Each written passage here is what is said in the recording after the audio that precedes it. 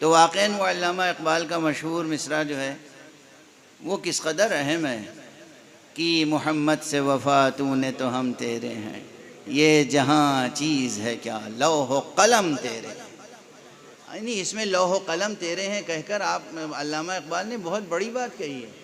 لوح و قلم تیرے ہیں یعنی اگر آپ نے مصطفیٰ سے وفا عہد وفا نبھا دیا تو یاد رکھیے کہ تقدیر پھر ویسی بنے گی جیسی آپ چاہیں گے۔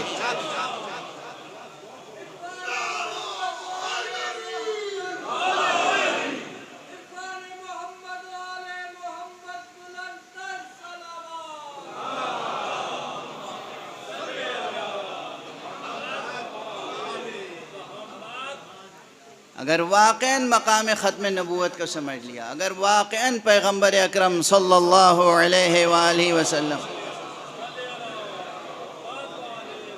کی ذات مبارک سے وابستگی اور آپ سے حبی نسبت قائم ہو گئی، محبت کا رشتہ قائم ہو گیا، تو پھر لوح و قلم آپ کے ہیں، یعنی آپ جیسی اپنی قسمت بنانا چاہیں بنا لیں۔ اب یہیں سے میں عرض کر دوں، پھر یہ جملہ ایک چھوٹا سا اضافہ کر دوں، معنویت بڑھ جائے گی۔ جیسی اپنی تقدیر بنانا چاہیں بنا لیں بطفیل حب مصطفیٰ۔ اس کے معنی یہ ہے کہ آپ اپنا روشن مستقبل بھی جیسا چاہیں بنا لیں۔